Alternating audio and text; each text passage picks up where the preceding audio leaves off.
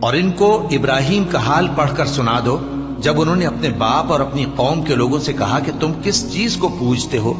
وہ کہنے لگے کہ ہم بتوں کو پوجتے ہیں اور ان کی پوجا پر قائم ہیں۔ ابراہیم نے کہا کہ جب تم ان کو پکارتے ہو تو کیا یہ تمہاری آواز سنتے ہیں یا تمہیں کچھ فائدہ دے سکتے یا نقصان پہنچا سکتے ہیں؟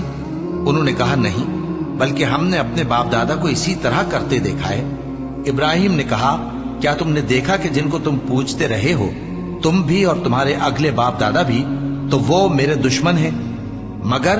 رب العالمین میرا دوست ہے۔ جس نے مجھے پیدا کیا ہے سو وہی مجھے رستہ دکھاتا ہے، اور وہ جو مجھے کھلاتا اور پلاتا ہے، اور جب میں بیمار پڑتا ہوں تو مجھے شفا بخشتا ہے، اور وہ جو مجھے موت دے گا اور پھر زندہ کرے گا، اور وہ جس سے میں امید رکھتا ہوں کہ قیامت کے دن میرا قصور بخشے گا۔ اے پروردگار، مجھے علم و دانش عطا فرما اور نیکوکاروں میں شامل فرما،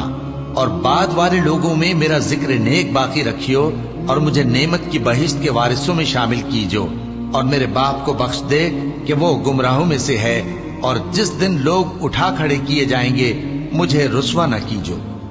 جس دن نہ مال ہی کچھ فائدہ دے سکے گا اور نہ بیٹے۔ ہاں، جو شخص اللہ کے پاس بے روک دل لے کر آیا وہ بچ جائے گا، اور بہشت پرہیزگاروں کے قریب کر دی جائے گی، اور دوزخ گمراہوں کے سامنے لائی جائے گی، اور ان سے کہا جائے گا کہ جن کو تم پوجتے تھے وہ کہاں ہیں؟ یعنی جن کو اللہ کے سوا پوجتے تھے، کیا وہ تمہاری مدد کر سکتے ہیں یا خود بدلہ لے سکتے ہیں؟ تو وہ خود اور گمراہ یعنی بت اور بت پرست اوندھے منہ دوزخ میں ڈال دیے جائیں گے، اور شیطان کے لشکر سب کے سب داخل جہنم ہوں گے۔ وہاں وہ آپس میں جھگڑیں گے اور کہیں گے کہ اللہ کی قسم، ہم تو کھلی گمراہی میں تھے جبکہ ہم تمہیں رب العالمین کے برابر ٹھہراتے تھے،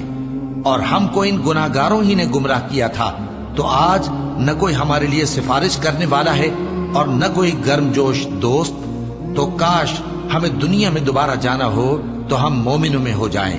بے شک اس میں نشانی ہے اور ان میں اکثر ایمان لانے والے نہیں، اور تمہارا پروردگار تو غالب ہے، مہربان ہے۔